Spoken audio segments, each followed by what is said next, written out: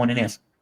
Hence, me bringing on the man himself, KJ. No, he's a journalist, political analyst, writer, and teacher specializing in the geopolitics of the Asia Pacific region, and he's a good friend of the show. KJ, welcome to the show, man. How you doing today? Good, I'm doing well. Pleasure to be with you. Oh, it is a pleasure to have you. There are several things that are taking place, and I want to get to the first thing first. So there was the 14th People's Congress, and there was also the Chinese People's Political Conference, the 14th one of those also. What are those? They're what the Chinese refer to as Langhui. It just means the two sessions, and it's one is the National People's Congress. This is like the legislative body of China. It consists of almost 3,000 delegates who essentially pass law for the country. They've been working on laws all year long, and they've debated and negotiated and worked out all the laws. And then for 10 to 14 days in the spring, they get together and they do a final kind of reading and debate, and then they pass these laws. So that is the National People's Congress. And all the peoples of China are represented in the NPC. That's including the smallest ethnic minorities, some which have only a few thousand people, are represented at the highest levels of the Chinese legislative body directly in the NPC, National People's Congress. And then you have the CPCCC, which is it's a kind of parallel body which is consultative, and it gives advice and consultation to the government in general. So that's a little bit more informal, but it is also a very, very important body. So just like the House of Lords in the UK. So you would have Parliament, House of Lords informs the point of view of the Parliament. Exactly. Similar, except, of course, the main difference being that the House of Lords has these hereditary lords that simply are powerful because they happen to be of blue blood, right? Yeah, it's like, hey, you're important and rich. Why don't you come into the House of Lords? And your children for perpetuity, right? Yes, yeah. It's a weird thing. The Brits are, the Brits are the Brits. So, okay, so one informs the other, and the other one passes the laws. Yes. How the debates that are held, well, two things. One, you said they represent everyone all throughout China. How are the representatives chosen for the people, for the Congress? Well, they're elected at the local level, and then at the local, they go on to create bodies that elect representatives at the higher level, and so on until finally they reach the NPC. And at the level of the NPC, they've been elected by the levels below them. And so it is a kind of indirect democracy, if you will. But the key thing is it's focused on making sure that the most effective candidates rise to the top, the most qualified, not the most charismatic or the richest, but the most qualified as evaluated by their peers. So it really is a kind of meritocratic system that tries to make sure that the best, the most representative, and ideally the most ethical people rise to the top and are responsible for adjudicating and passing the laws of the country. KJ, I would tell you this freaks me out. I would tell you why this freaks me out. If you have a monarchy, let's say you have a monarchy, you may get a good leader in that monarchy. And I'm not saying China's a monarchy, dictatorship, none of that stuff. I'm just separate thought. Mark Sloboda pointed out this book called Leviathan to me by Hobbes. And I went looking through that book because if Mark recommended it, I was curious about it. And I even use the term Hobbes' choice when I talk about stuff. And so reading the book, fascinating. He argues effectively, you need a strong government, strong leader. Otherwise, you get chaos. That strong government is the Leviathan, meaning you need this entity into the political space. Otherwise, it's just chaos. You have nothing to protect minorities. You have nothing to prevent disagreements. You have nothing to do any of those things, provided you have a strong central government. Now, I agree. But what if that Leviathan is a maniac? It's that part. And it's like if you have this monarchy. Okay, you can have an egalitarian monarchy. You may have the greatest monarchy in the world. What happens when you don't? When that guy dies and you end up with somebody who's a maniac? That is always the issue of power, right? Like, if power is good, competent, reasonable, no issue. Everybody's happy, even if it's something where they don't entirely have choice. If they are good, they will be good. They're not going to complain. Mm-hmm. The US was that at one point. Something to that thing. Maybe it was never great, but at the very least, it was competent at one point. Even if it was racist, even if it was bigoted, even if it had slaves, it at some point was competent. We have lost that confidence. And, Daniel Lazar will make the argument that something needs to fundamentally change in our government, in our constitution, in order to get back to that level of competence and get back to that level of giving a shit about the American public that we have lost. Are you concerned that at some point the revolutionary fervor and the competence of China would wane and you get a government where the public has no capability, very similar to the US government, have very little capability of changing because it's so indirect in the way that the government is effectively operated? Give me your take on that. Because I don't know a way out in the US. And I'm curious on whether the Chinese are concerned that at some point that government loses its confidence and they, as the public, lose the capability of affecting the government because of how indirect it is. Meaning, we have lost that ability with something that is far more direct. Like when Princeton did their study, I think it was like 99%, 1% of what government does is affected by the American population and what the American population wants. That is amazing. That is a government that calls itself a democracy, or at the very least a representative republic. Is that a concern in China? And how does China have devices in play that prevents that outcome from taking place? So those are very rich, deep, and complex questions. Agreed. The first thing I'll point out is that just look at the history, okay? In the United States, you can change the party, but you cannot change the policy. The policy is always the rule of oligarchy under a capitalist system. Anything that tries to change that is simply not allowed. So much for your representative electoral democracy. On the other hand, in China, you cannot change the party, but you can see that the policies are constantly changing. And that is because China has what they call a whole process democracy, which has grassroots democracy, grassroots electoral systems that are then kind of reintegrated into a larger meritocratic system that ensures that the best administrators rise to the top, the most ethical administrators rise to the top. And there's this constant process of feedback and consultation that's built into this. And this is something people don't understand. The Chinese government is constantly being held accountable at all times, and it does constant review, consultation, feedback systems. Those systems are more robust than almost any other country in the world. And that's why the Chinese government has a 90 to 95% support rating amongst its people, according to longitudinal studies by American scholars. This is not the Chinese saying this.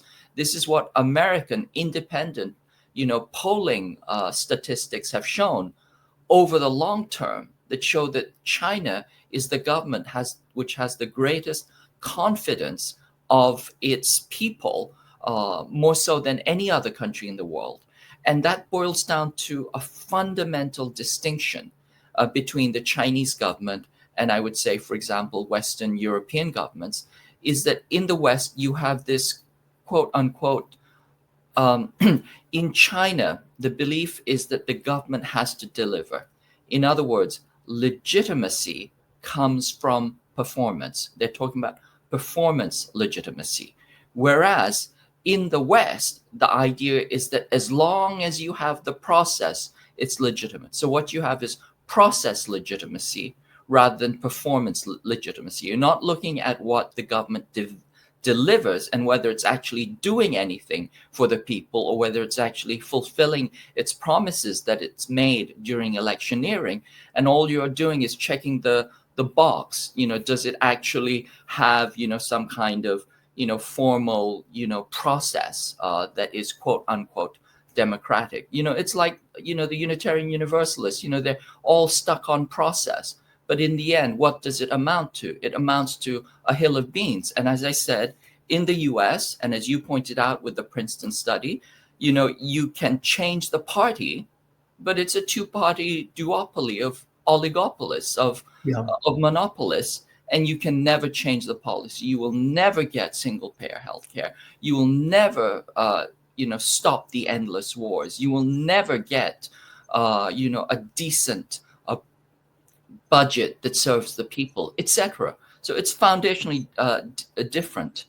Yeah. There's one more piece I'll point out, if you don't mind. Please. Regarding legislatures and direct voting on legislation, which is the issue that you raised as a matter of concern, all legislatures are, all laws are passed indirectly through representatives. There are only 3 exceptions to that, possibly 4. There are 2 Swiss cantons where people directly pass legislation themselves.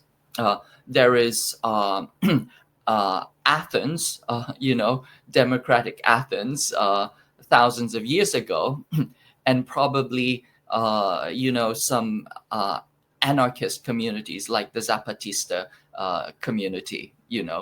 Those are the only 4 examples of direct voting on direct voting. And every other democracy, quote unquote democracy, is essentially a representative democracy. The Chinese have made their own form of representative democracy. It fits. And the key thing to understand is it's talking about performance.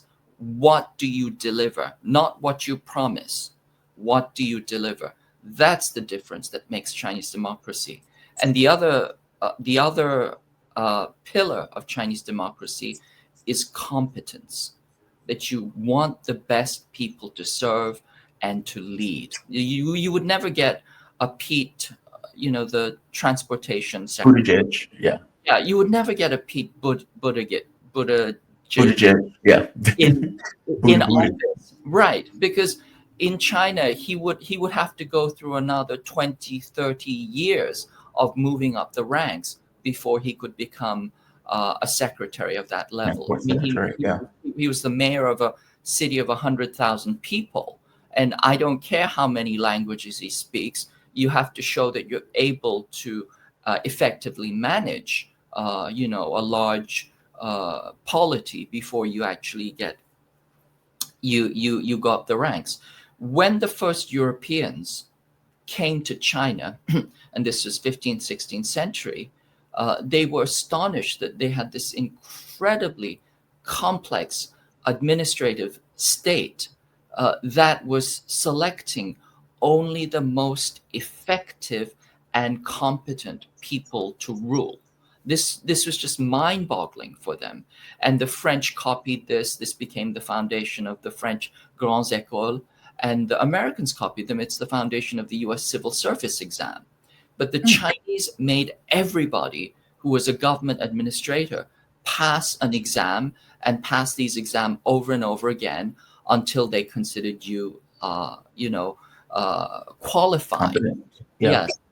And those and just to go into the details, that capacity was built first on your understanding of classical texts of morality, of philosophical reasoning, etc. And then the other part of the exam was your capacity to extemporize poetry. That is, they were picking their administrators, their government officials, on the basis of their ability to write complex essays on philosophy, and on the other hand, their ability to write spontaneous poetry. I'm not kidding you. Yes. Can you imagine if we picked our legislators on their basis, on their ability to rap or their ability to compose poetry? How many of those people do you think would be, representing the government right now? Why poetry? It's very simple.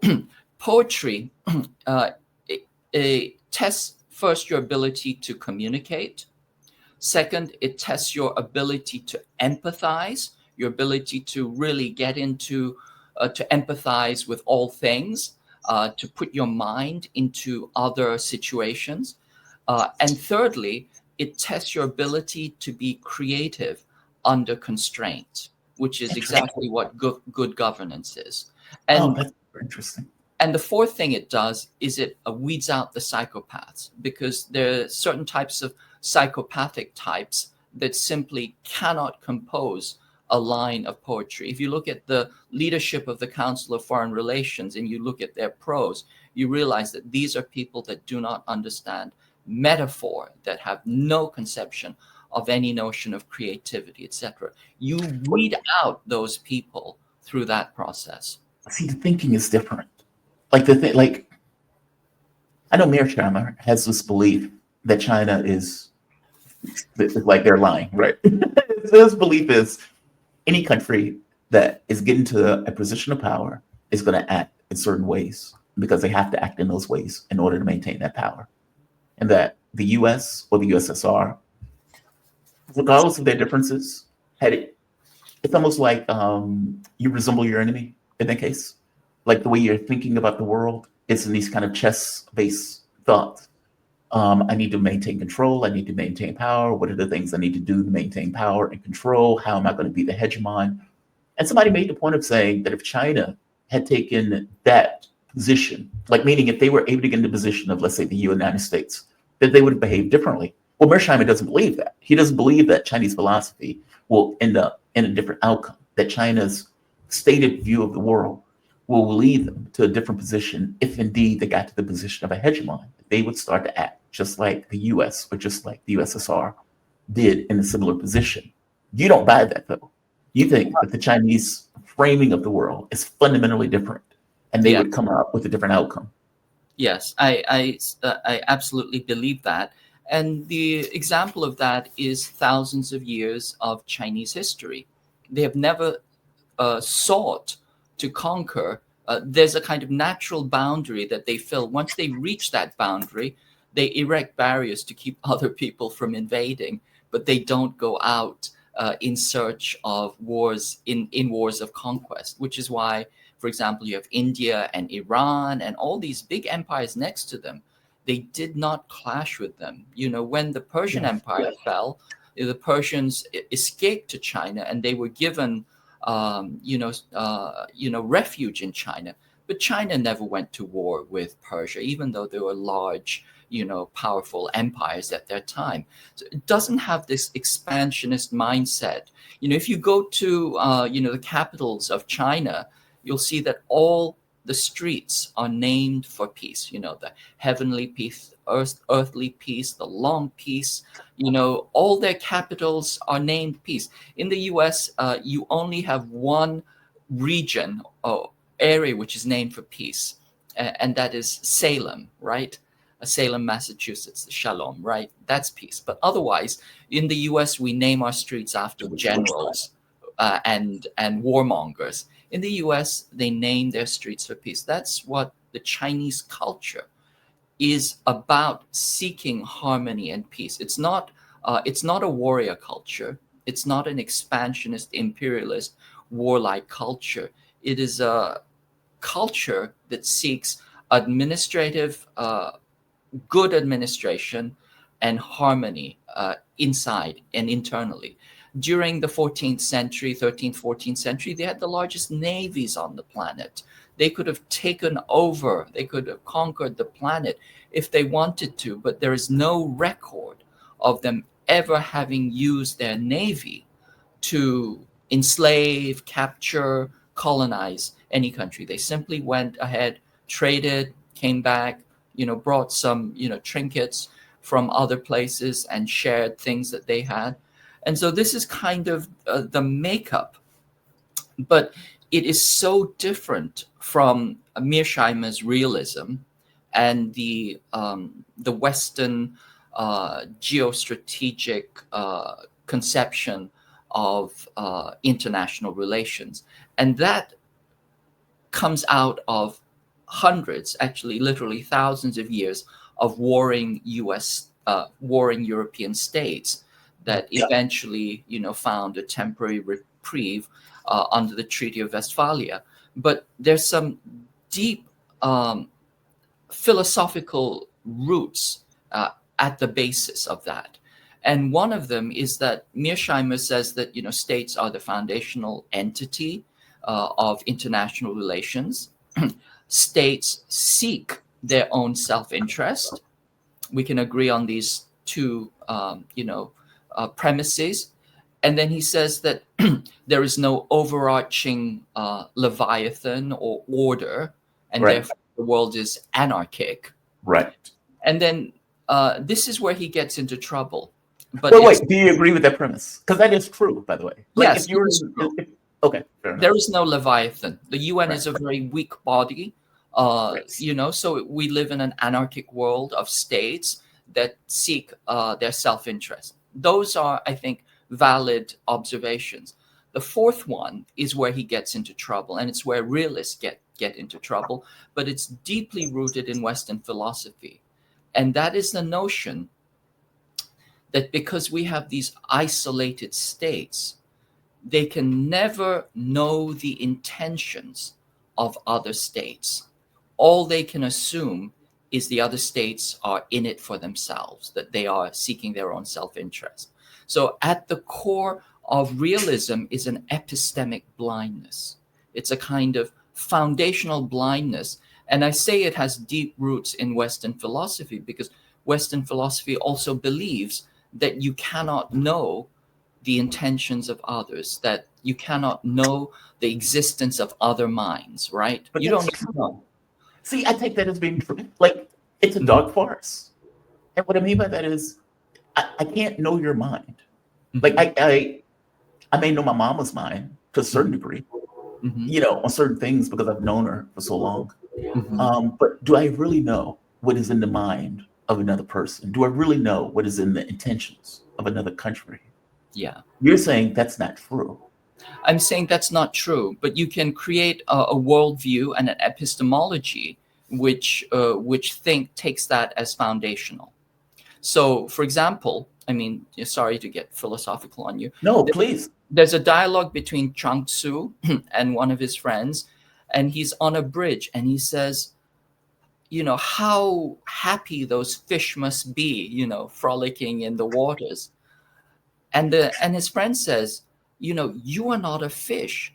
How do you know what the fish are thinking and feeling? And then Chuang Tzu says, you are not me. How do you know that I don't know? Right? And so we start to kind of break down that charge. But let me put it to you this way. Yeah. There's some very fundamental things that can people understand each other? Yes, I think so. To a certain degree, yes. They do that. Yes, they communicate. They can read each other's faces, posture, body language, etc. People can communicate.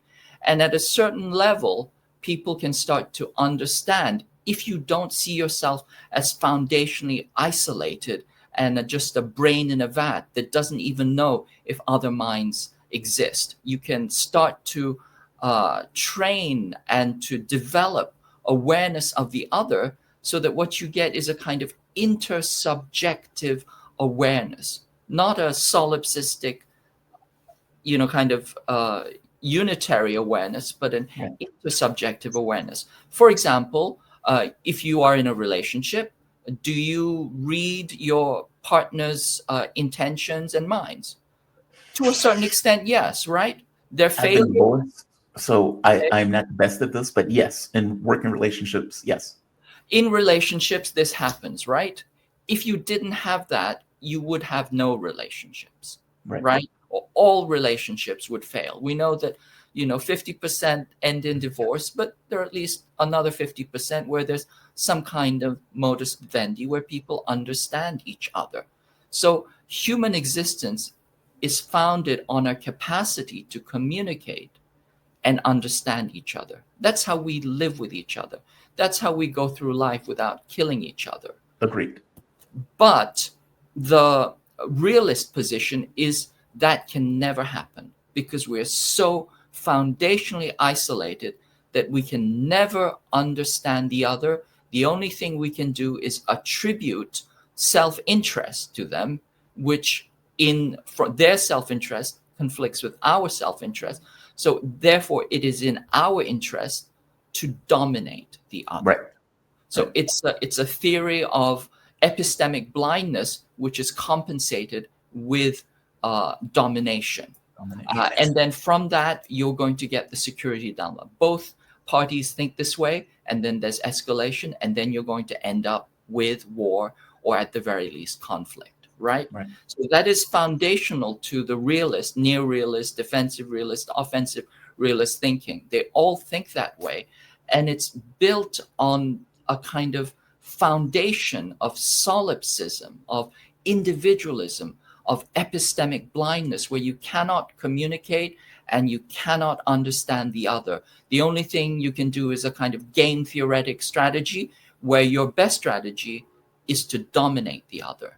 And if you do that, then what you end up with hundreds of years of nonstop wars, or in the case of the United States, 237 years of war, etc.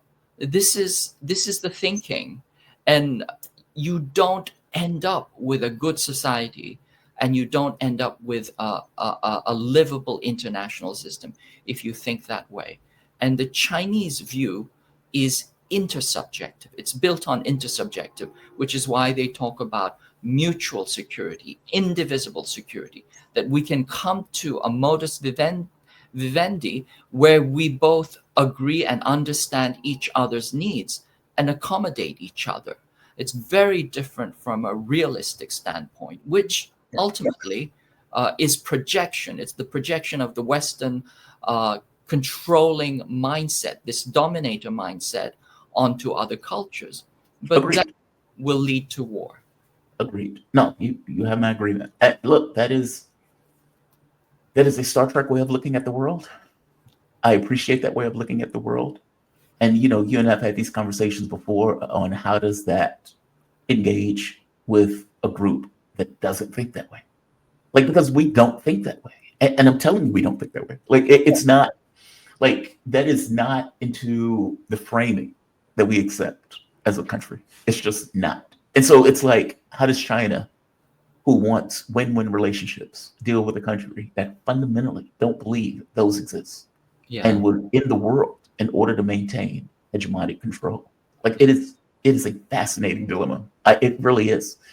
And I hope you're right. Let me give you one more example, Jamal, just to make it real.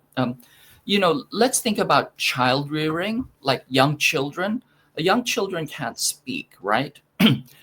So there's not a lot of communication. So how do we know what they want? Well, there are two models, okay? One is you listen to them, you pay attention to them, you're very, very attentive to them, you hold them to your body, and you can sense what they need. And then you feed them when they cry and when they seem needy or distressed, and you take them to the bathroom and you let them go to the bathroom because you're simply in tune with their bodies. You're tuning into what they need. Now, there is another model, which you often see in Western societies, which is that you just feed them on a schedule, right? You don't assume that you need to listen or attend to them. You feed them on a schedule, and then you force them into, toilet training.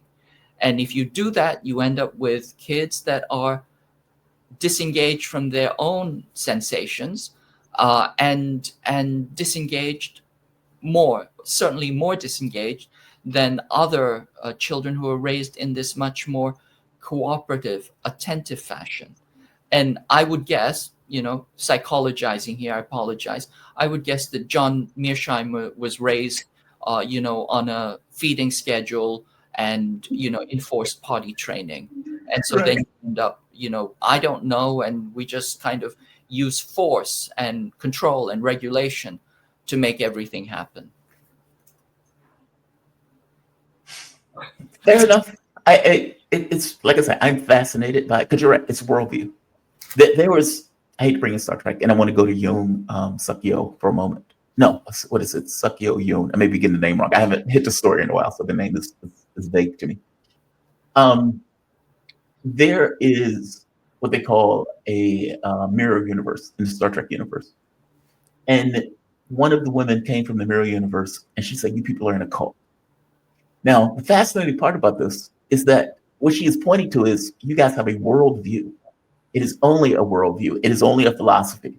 And yet you cling to this philosophy like grim death. And from our point of view, you guys are in a cult. That was the first time, I think, in Star Trek where they pointed out that Star Trek worldview is only a worldview. And the reality of it is, on some level, they're right. On some level, they're wrong. All of us are in a bubble, in a worldview with certain value sets that we take to be on some level real, that when we engage with other value sets, we on some level are presented with the fact that we have a value set, even though we just assume this is the way the world works. And I suspect Mearsheimer, coming from the West, looks out and he says, this is the way politics has worked in Western cultures, going back from the Napoleonic era to before, where these guys will fight, lose, become vassals, and this goes on for hundreds of years, where it's just that process, back and forth. The US colony of Britain takes on the same mindset, the same worldview. Australia, a colony, takes on the same mindset, the same worldview. And this worldview populates across the world within the context of Western cultures, with Mearsheimer saying, this is the way the world works. This is what we've always seen in Western cultures. This is the way it develops. This is the way we are.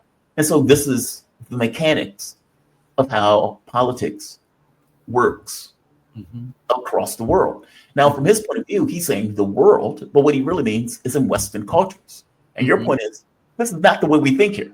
And so Mearsheimer is purely papering across reality what really is just thought in the West. That is fascinating, because I would say Mearsheimer doesn't know that his worldview is a worldview. He just thinks this is the way reality works. Misses the fact that there's a worldview that underpins his point of view of reality. That it's not reality; it's his point of view. It's what is his name? What is his name? The guy for the Venus Project. When he talks about like our values need to change, our point of view needs to change. How we see the world and how we see what we see is normal, what we see is right, what we see is wrong, what we accrue value to needs to fundamentally change for us to get a different world. Your point is, China's point of view is different. It is a win-win relationship in a way where we see it as zero sum. That's fascinating to me. And like both of these things are existing on the same world, and for better or for worse, these things are in collision. And we are going to see what that looks like in practice. I'm fascinated by it. That is because China is going to be a hegemon at some point. There are 1.5 billion people. Those people have an industrial base that is extraordinary. And it's difficult for us to get our heads around the level of technology that is coming out of China. They're talking about putting satellite in space in order to get energy to transfer to Earth. These are mega projects. They're talking about putting bases on the moon. And considering the government that China has, they can do it. They can do it. There's literally nothing stopping them from saying, all right, let's put a base on the moon. They have a coherent government that has the capability of getting shit done in a way that we have lost. It is fascinating. Okay, do you know why they do that, Jamal? Do you know how they do that? They spend 4 times their budget. Their budget for education is 4 times that of their military. In the United States, it's the other way around. It's the other way around. The Chinese education budget is the same as the US military budget. So you can see where those priorities lie. We dropped $10 trillion on war in Iraq. Think about that, $10 trillion. Like it's, and you think to yourself, what could you have done with that money? What could you have done with that money? I want to go to South Korea's president before I let you go. I'm keeping you a little bit long. I'm sorry. We'll get into, I can't even call it a philosophical conversation because we're talking about, there's a philosophical underpinning to the way that the US and China operates. That even though it's on a lower level, it is being informed by a point of view. And that point of view is rarely discussed. Mearsheimer brings that point of view up, so good on him for doing so.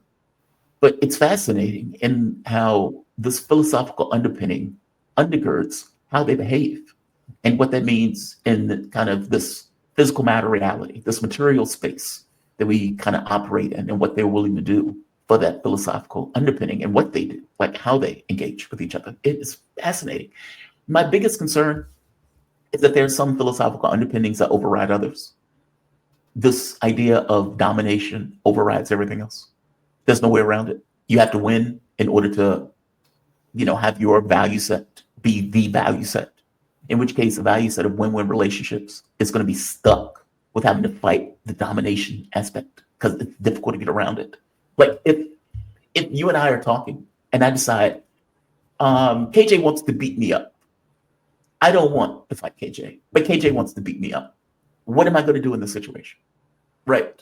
Like me saying I'm egalitarian, I believe in women relationships. It doesn't matter if KJ wants to kick my ass. It's that issue, which means I need to be strong enough, even with my value set, to be able to stop KJ from kicking my ass. Even if it's being strong enough where KJ says, okay, I'm not going to fight you. At the very least now, we have an understanding because KJ realizes he can't kick my ass. That seems to be what China is. And the question to ask is, why would I want to do that to you, Jamal? Right? Because you believe in domination. And why, yes, right. Of course, we're just talking in abstract. Of course, I don't want to do that. But that assumption is wrong. And so it's very interesting. If you look at US-China dialogues, the Chinese always say over and over again to the US, for us to have good relations, the first thing you have to do is have the right perception, right? They say if you get the perception wrong, it's like putting the wrong button on your shirt. Everything else is wrong from that point downwards. And they say you need to get right perception. And what they're saying is, we don't have an intention to dominate you. We believe that we can communicate and cooperate and have win-win relations.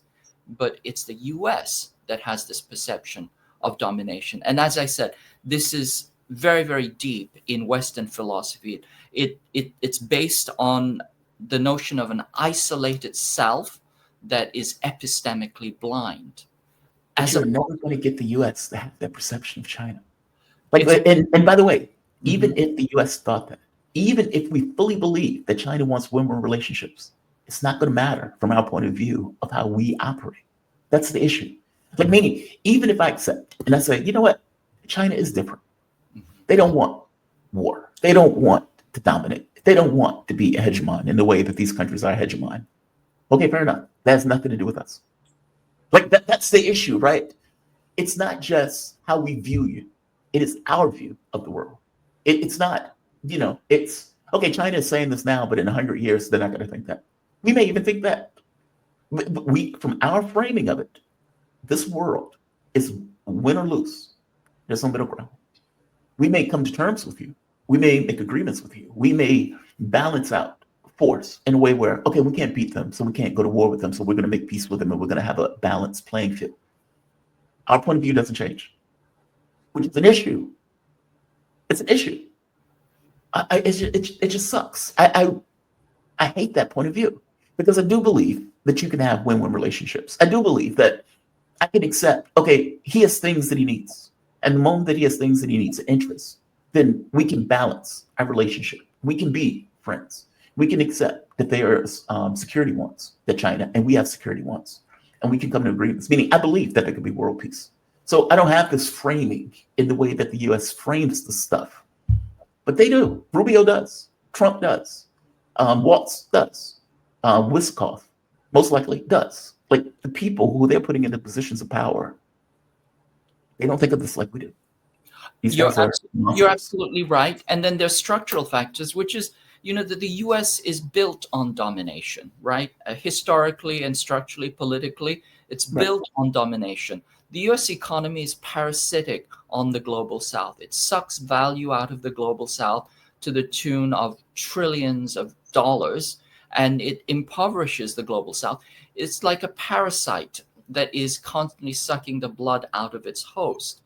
And when the host wants to detach the parasite sees that, feels that as an existential threat. And so that's the other dimension. It's this core periphery extractive relationship, domination and exploitation, which is founded in, a mindset, a philosophical mindset, which formed the basis of Western capitalism and Western imperialism.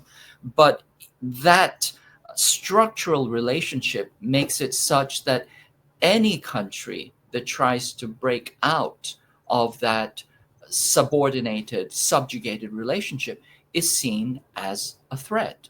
Yeah. Yeah. That's when they need some freedom. That's when they need some quote unquote freedom.